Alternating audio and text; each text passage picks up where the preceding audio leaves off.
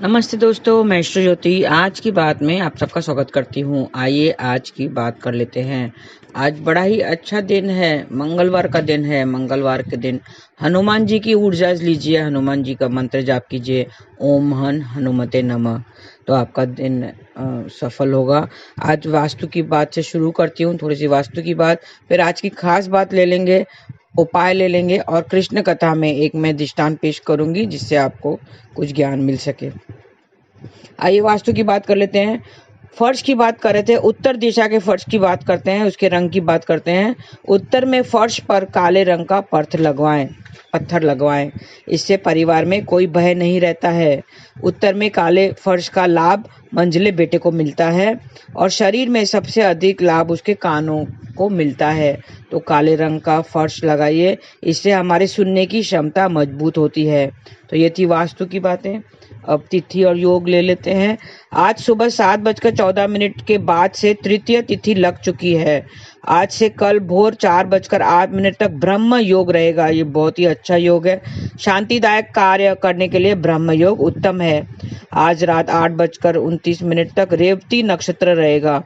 27 नक्षत्रों में से रेवती अंतिम नक्षत्र है, 27वां नक्षत्र है और ये इसका स्वामी बुध है और इसका संबंध महुआ के पेड़ से बताया गया है। तो बुध की आज उपासना करें, बुद्ध मंत्र जाप करें, ओम ब्राम ब्रीम ब्रोम सह बुद्धाय नमः। ऐसा मंत्र आप पूरा दिन जाप करते रहिए और महुआ के पेड़ की उपासना कीजिए।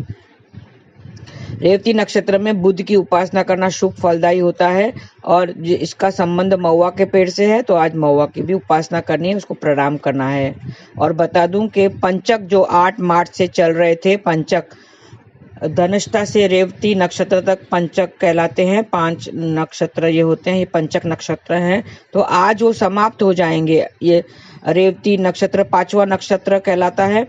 इसके दौरान लकड़ी के काम, घर में लकड़ी का कार्य नहीं करना चाहिए, उसकी मनाही थी। तो आज 8:30 तक पंचक खत्म हो जाएगा, उसके बाद आप लकड़ी का काम कर सकते हैं। और आज खास बात है, रामकृष्ण परमहंस की जयंती आज है। तिथि के अनुसार आज कृष्ण परमहंस की जयंती है। परम तत्व का ज्ञान प्राप्त कर लेने वाले को परमहंस कहा जाता है। स्वामी रामकृष्ण परमहंस भी ऐसे ही महात्माओं में से गिने जाते हैं। इनका मानना था कि आध्यात्मिक चेतना से ईश्वर के दर्शन हो सकते हैं, लेकिन उसके लिए हमें आध्यात्मिक चेतना लाना बहुत जरूरी है। मन में ईश्वर को बिठाना बहुत जरूरी है, तो उससे ईश्वर के दर्शन होते हैं। इससे परम शिष्यों में से स्वामी विवेकानंद जी भी शामिल थे। स्वामी विवेकानंद जी इनके परम शिष्य थे, जिनके उनके मृत्यु के बाद में उसका कार्यभार संभाला था। फिर मैं अभी उपायों की बात कर लेती हूँ। मंदिर में भगवान को इलायची का भोग लगाएं। इससे क्या होगा, इससे स्मरण शक्ति बढ़ेगी। स्मरण शक्ति बढ़ाने के लिए मंदिर में भगवान को इलायची का भोग लगाएं और दोनों हाथ जोड़कर भगवान को प्रणाम करें।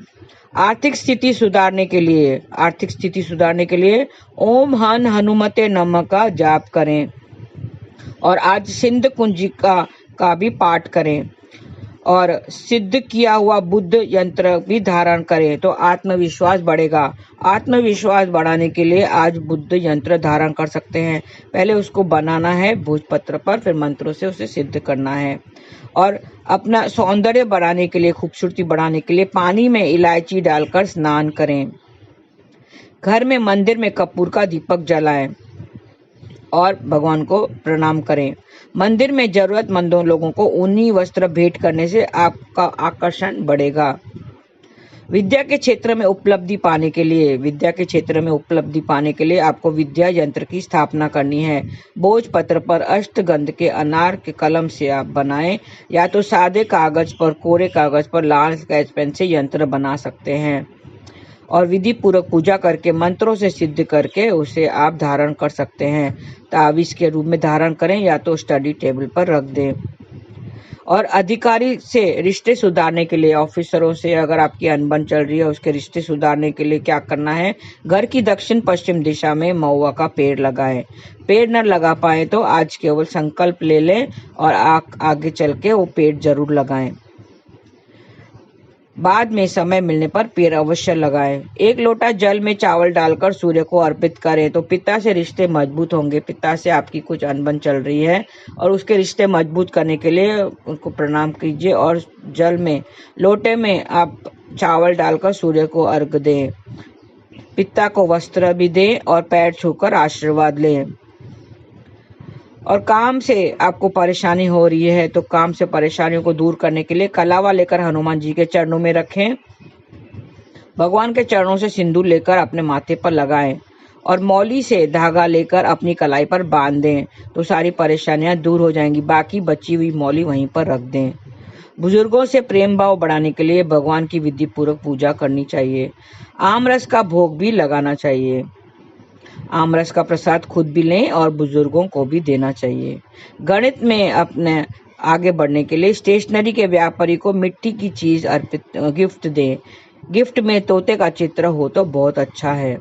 मिट्टी का तोता ही गिफ्ट दें तो अति उत्तम रहता है। दाम्पत्य रिश्ते को सुधारने के लिए मिट्टी के दीपक में चमेली का तेल डालकर लाल बत्ती लगाएं और दीपक हनुमान जी के मंदिर में जलाएं और उन्हें प्रणाम करें। घर के हनुमान मंदिर में भी हनुमान जी के सामने भी जला सकते हैं। अगर मंदिर नहीं जा सके तो घर में ही हनुमान जी के सामने वो दीपक रखें तो दाम्पत्य जीवन सुधर जाएगा। दोनों अगर साथ में हो तो बहुत अच्छा है, लेकिन अकेले भी कर सकते हैं। इसके बाद हनुमान चालीसा का पाठ भी करना है। ये छोटे से उपाय हैं। आज मंगलवार के दिन हनुमान जी को ध्याते हैं, इसके लिए हनुमान जी की पूजा आराधना करें, उपासना करें, उनके मंत्र जाप करें। ओम हन हनुमते नमः और हनुमान जी को चोला चढ़ाना है, उसके सिंदूर चढ़ाना है और भोग भी लगाना है, बूंदी का भोग लगाना है। तो ऐसा करके उसके पैरों से दाहिने पैर से सिंदूर लेकर अपने मस्तक पर लगाएंगे तो आपकी स्थिति हालत आपकी जो तबीयत है उसमें सुधार आएगा। और हनुमान चालीसा जरूर पढ़ें और याद रखें हनुमान चालीसा 7 बार पढ़ने से आपको फल जरूर मिलेगा। तो ये थी आज की खास बातें। आइए कृष्ण कथा में थोड़ा सा ज्ञान की बातें कर लेते हैं। कहते हैं जैसे बोओगे वैसा पाओगे, जैसे कर्म करेगा वैसे फल देगा भगवान। जब कोई किसी को सताता है, आपने देखा होगा आजकल जो यंगस्टर्स है वो अपने जो बुजुर्ग है, जो सीनियर सिटीजन है, उनको परेशान करते रहते हैं तो उसका परिणाम हमें भुगतना पड़ता है। क्या हमें वो परिणाम भुगतना पड़ता है? हाँ, यदि हम किसी को सता रहे हैं, परेशान कर रहे हैं, बेवजह कर रहे हैं, उसे पनिश कर रहे हैं, उसे सता रहे हैं, तो ये मनुष्य का ये एक्चुअली वो काम नहीं है। लेकिन अगर हम वो कर रहे हैं, अगर कोई किसी को ये सब कर रहा है, उसको सता रहा है, तो उसका परिणाम उसको भुगतना ही पड़ता है, देर सवेर।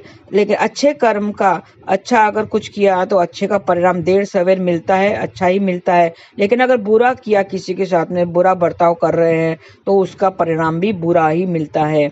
एक दृष्टांत पेश करती हूँ। एक व्यक्ति बार बार अपने पिता को टॉर्चर कर रहा था, उसको मेरे घर से निकल जाओ ऐसा कहकर उसको परेशान कर रहा था और यहाँ नहीं रहने का आपको, आप निकल जाओ यहाँ से। अपने ही घर से उसको बाहर निकाल रहा था, उसको सता रहा था, परेशान कर रहा था, टॉर्चर कर रहा था। अपने पिता को कह रहा था कि घर से निकल जाओ। उसका पिता 60 साल का था तो बेचारा कहाँ जाएगा, अपने बेटे को छोड़ के वो कहाँ जाएगा, उसका और कोई ठिकाना नहीं था। तब मुझे किसी ने बताया, किसी ने कहा कि इसने अपने पिता के साथ भी ऐसा ही किया था, उसको घर से निकाल दिया था और बहुत ही बुरा उसका हाल किया था। इसके लिए उसका बेटा भी अब उसके साथ ऐसा ही कर रहा है।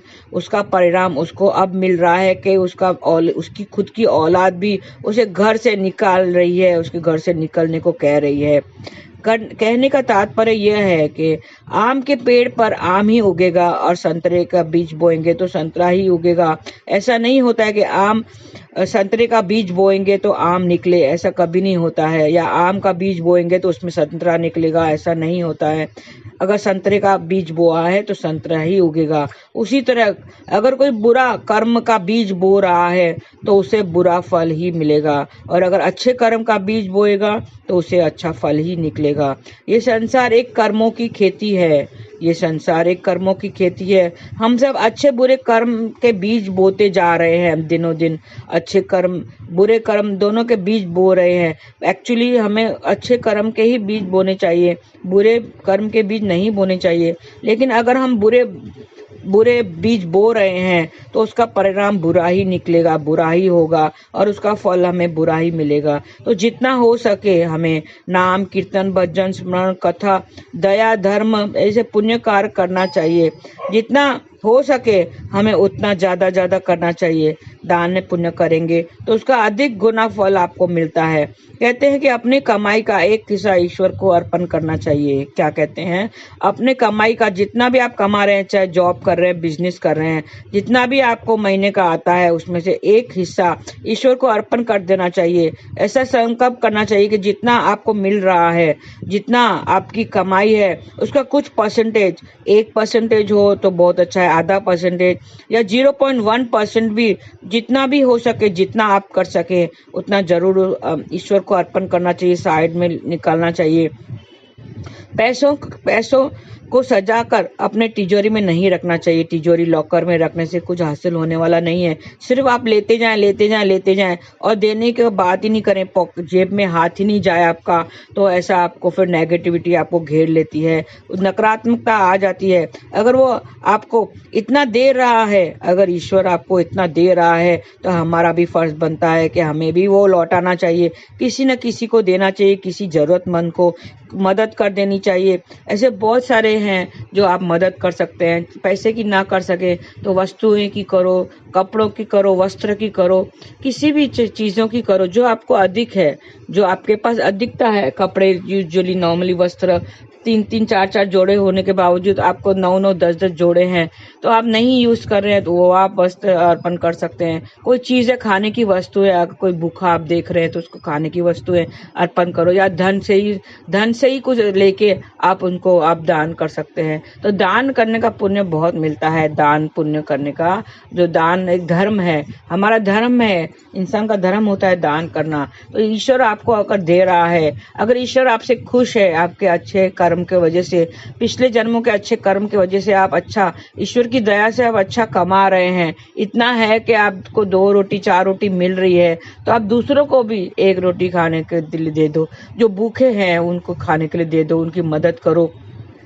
जिनको घर नहीं है उसकी सुविधा दे सकते हैं, किसी भी तरह से उसकी मदद कर सकते हैं। तो ये सब करने से अब सिर्फ आप पॉकेट में डालने की जरूरत खाली नहीं है, पॉकेट से निकालना भी चाहिए, हाथ पॉकेट तक जाना चाहिए। कोई सामने अगर देखो तो अपना हाथ तुरंत पॉकेट में जाके उसको निकाल के उसकी मदद करनी चाहिए। यही इंसानियत होती है। तो अच्छे कर्म करते रहिए, दान पुण्य करते रहिए और दूसरों की मदद करते रहिए किसी भी तरह। अगर किसी के सामने वाले को हंसी भी आपने दान में दे दी, हंसी मुस्कुराहट उसके मुख में लेके आ गई, वो भी बहुत बड़ी बात हो जाती है। तो आप नाम जाप करते रहिए, हरे कृष्णा कृष्ण कृष्ण हरे हरे, हरे राम राम राम हरे हरे। आज के लिए बस इतना ही। धन्यवाद। आपका दिन शुभ रहे। हरे कृष्णा।